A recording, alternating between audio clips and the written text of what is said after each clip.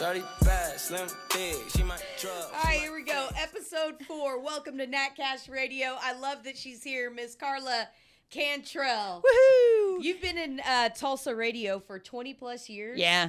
That is crazy. I know, it's crazy. A lot of people think, okay, because you just got laid off.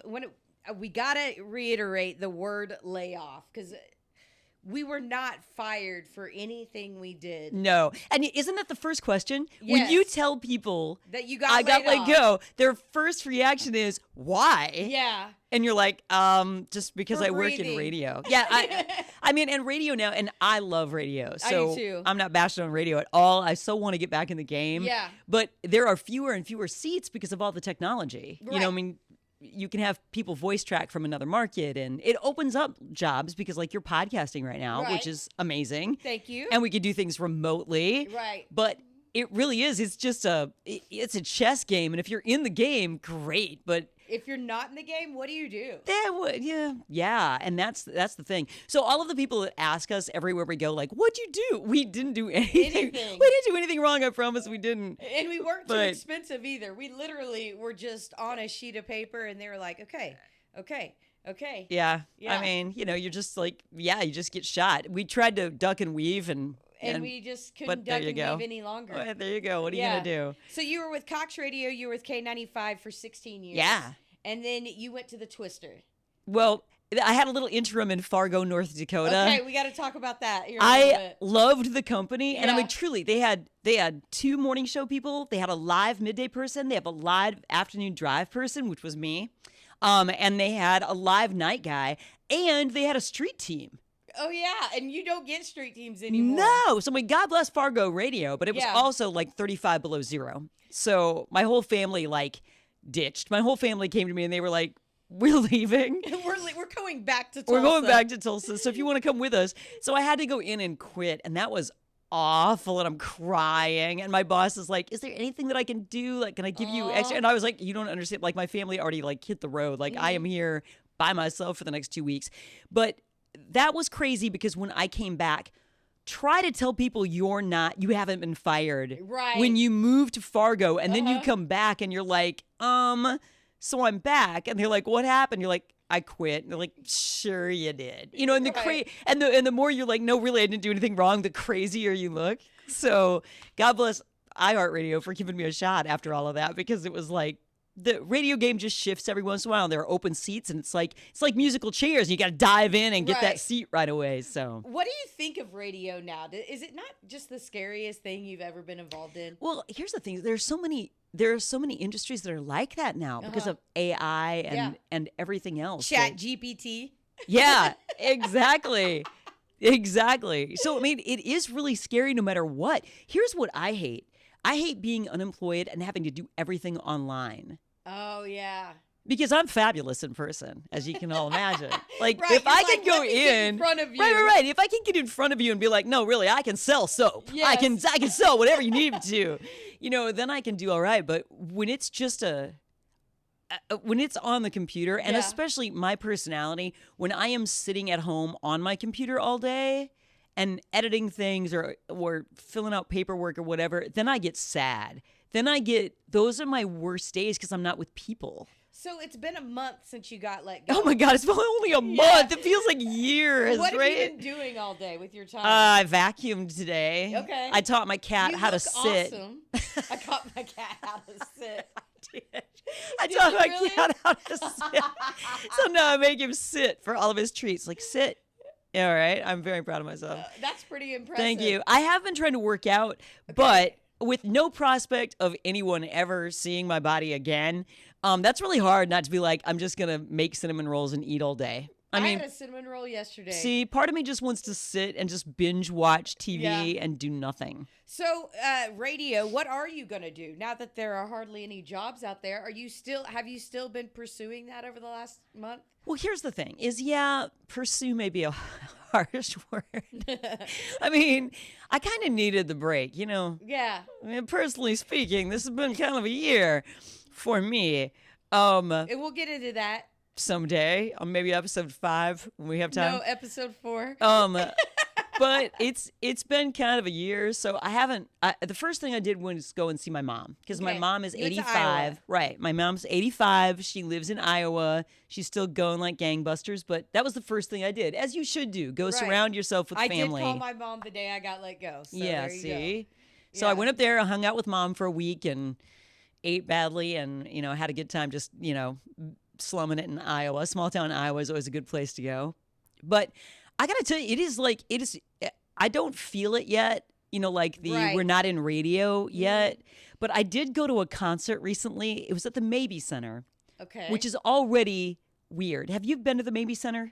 My very first concert was Neil Diamond at the Maybe Center. Okay, so the Maybe I was Center. 4 years old. I went and saw a Christian artist who just had a country album come out, Ann Wilson. Yes. If you haven't heard of her, go look up Ann Wilson. She's awesome. But we went to the Maybe Center, and they don't sell alcohol, and they're not used to having radio people in the building. So the setup was just kind of like, they just put us in a room. They let you go backstage? Yeah, but it was like a room with like a sofa in it. And that was it. And there was nothing else. And we've been to radio rooms where there's it's a big time. I'm impressed you got backstage without having the radio credentials. Well, yeah, I had already booked this before I got let go. So it was already something I was going to go to when I was the program director and in charge of music. So they took us backstage, and when the artist came in, it was like, this is Karla. There's no accolades. There's no Karla Cantrell. She's in charge of all the music She's on the iHeart station. Yeah, there's nothing like that. So it's just, this is Karla. And then you go to the concert, and I was like, God, that kind of made me sad. I had a really good time, but it did the opposite effect. Oh, now I'm just Karla. And you had said before, Natalie's always telling me, you're Karla Cantrell, by God, Be own proud that. of that name. And I've always been taught that the radio station is the most important thing. Mm-hmm. And you're just one of the cogs in the wheel that make the radio station go round. But it is so important. Nat, you've got 6,000 Facebook followers. And how many TikTok followers have you got now? 10? I'm at 18,000. 18,000? Right?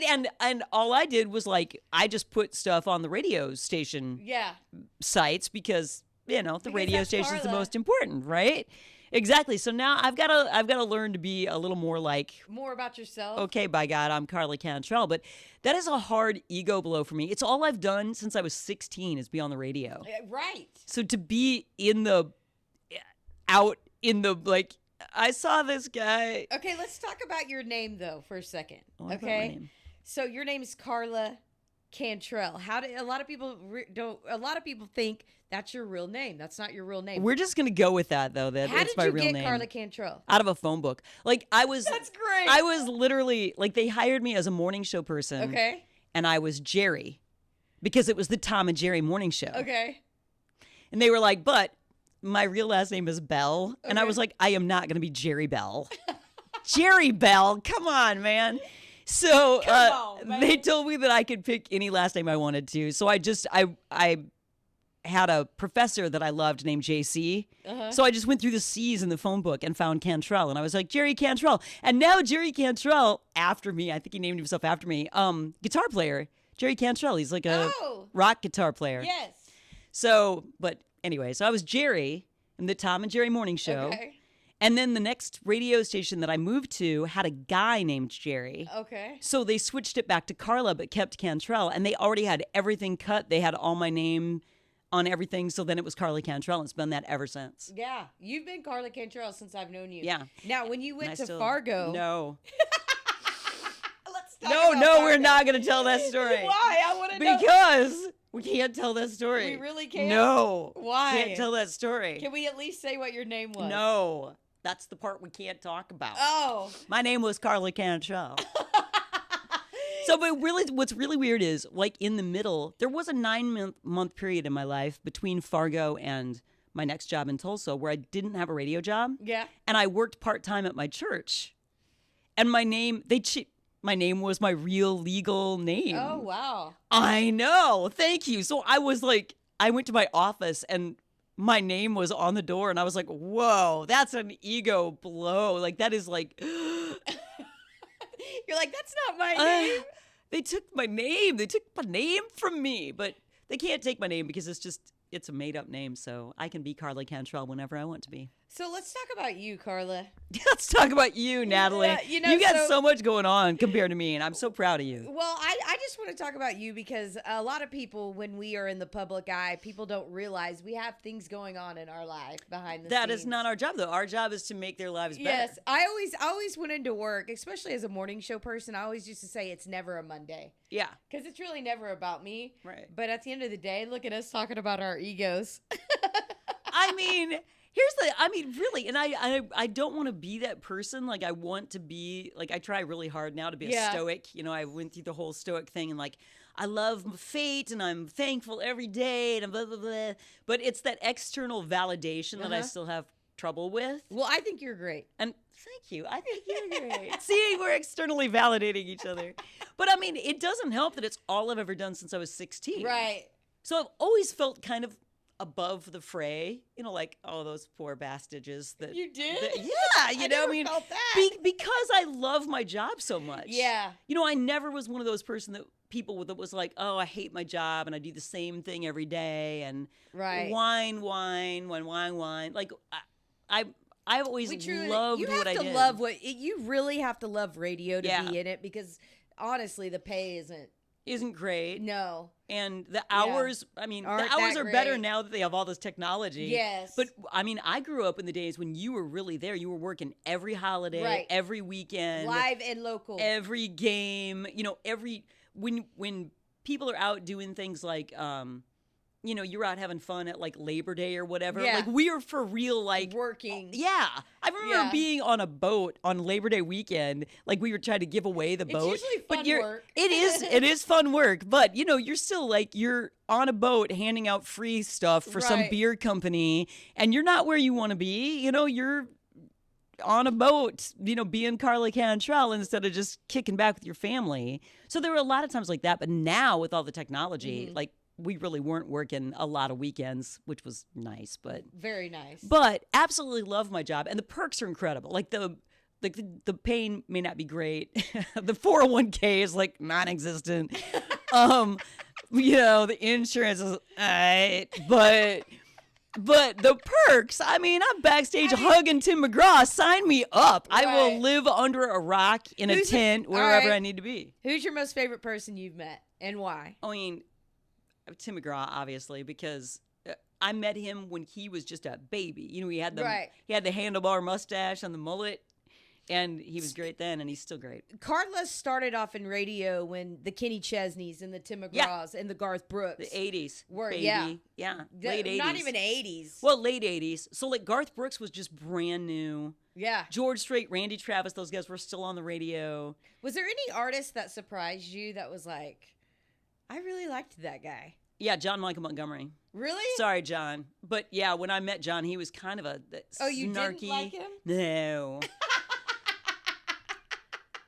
No, I did not. And but that was way back. I mean, that was way back in the early 90s. I have a John Michael Montgomery story. But I was like, man, like I really thought you were going to be cool. He tried to get me to go on his bus at River Spirit I don't know if it was last time he was in town, but yeah. Oh, so he was older and wiser. Well, I mean, he was trying to run around with me. I don't know if he was wiser. But yeah, that's my John Michael Montgomery story. But everybody has a bad day. Yeah. Everybody has a bad day. And I've actually been with radio people that you're like, okay, who have you met that surprised you like bad and who surprised you good? And we all have totally different stories. Like, I love this person and they didn't like this person because of that one day. I don't know if I'm comfortable with saying who I did not like. Yeah, no, I get it. Are you? Yeah, I mean, I already said, hi, John. I'm not saying who I don't like. I can't yet, but someday I will. Yeah. Someday I will. This person will surprise you, and yeah, that's all. I'm shocked already. It's a girl, actually. And people always have a bad day. So. I know, but this person I've met twice. Yeah. And they are having a bad day every time. You know what I loved doing? Who? Since you're podcasting, who? Should be in that edit. That's not an edit. No. What I love doing is doing the podcasts with Oh, artists yes. and actually getting to talk to them for Get a to just long sit there time. and talk to him for a right? while. You look at it, it's My Tulsa with Karla Cantrell on So are you iHeartRadio. gonna? Okay, that's another thing I was gonna ask. Are you gonna continue your podcast? Because you were doing that a lot when you were working at the radio station. Right. But I mean, I would have to start it completely over because iHeart owns that because I Yeah. did it at their studio. That's but why I never did my podcast there. Yeah, you're so smart. Again, I'm all about the radio station and not Karla Cantrell. I need to be a little more selfish and Yeah. be, but you know, the reason I loved doing that is because you could really get into what people liked and what Yeah. fired them up. And one of my recent podcasts that I just did, because so he's on my brain, is Kip Moore. Oh, he's great. And I want to be Kip Moore. I've already got the title of the podcast. Kip Moore, are you listening? It's like More with Kip Moore. But he is like so zen. He like yes, he doesn't even wear shoes, does he? no, he just takes off when he's not on actively touring. He just takes off and goes by himself like surfing. He's a complete hippie. Complete hippie. He doesn't spend money. He doesn't do anything. He just goes from like place to place and stays with people that he doesn't really know. Yeah. He's like, hey, my name's Kip and I'm surfing on your beach. Can I like sleep on your sofa? See, and I And can I don't even see know you who he doing is. this. Right? I know. If Why I don't knew you that do that? Now that you're okay, so Carla's Yeah. kids are out of the house. Yeah. What you're right now? There are no jobs in Tulsa. You don't want to move, right? Not really, no. Okay. So what are you gonna do? Are you gonna get travel? I mean, yeah, but I mean, I can't travel unless there's like money at hand. But yeah, I mean, are you kidding me? I would love to sell everything and buy a backpack and just take off. You would be great at that. But I would die. I think I would die. Maybe not. Why? Well, look at me. I'm little and I can't run that fast. But you're stoic. I am stoic. I am that. But I really, I mean, I would kind of love to do that. There's a thing called like couch surfing where you go to other countries and you like sign up. It's like Airbnb, but like cheaper. Is it like an app? Yeah. You're like, you can go stay on people's sofas as long as you let them stay here. Like if they Okay. ever wanted to come to Oklahoma, Yeah. I'd have to be like, yeah, Bob, you can stay on my sofa. Oh, it's like okay. Yeah. So it's just like you're just friends with people like across the globe and you can stay wherever. I'm going to do like a small version of this in the States. I don't have my passport updated yet. It's on the way though. Oh, I had it like is? I had like $300 in my checking account the day that we got let go. And like one of my very first stops was the post office to re-up my passport. And I spent like half my money re-upping my passport. Wow. The Yeah. day you got let go. Yeah, or the day after. I was like, I want out of this Did country. you sleep in the day after you got let go? No. My alarm went off at 6:45. I was up. Yeah, I got up too. Yeah, I crazy, have right? done something every day to further my goals. Like it has not slowed me down. I'm one bit. so proud of yourself, little stoic nut brown hair. Look at you go. That's awesome. All right, so one of your goals is bikes for kids. You're still doing that in December. Don't try to turn this interview around on I'm me. trying, man. I want to talk about you still. Okay. Yes, Bikes for fine. Kids, December 10th. Hey, but for real, about you, a lot of people don't know, being in the public eye, you're not really allowed to just kind of be yourself sometimes. And Usually I am though, but I am too for the most part. But like Karla has gone through a lot of life changes. yeah, a lot. A lot of life changes. How long were you married? 31 years, Barbara Walters. You were Yeah, married 31. Yeah, 31 years. that's a podcast waiting to happen later. I know. I really want to get into it. Exactly. Well, I Are mean, you doing okay? yeah, yeah.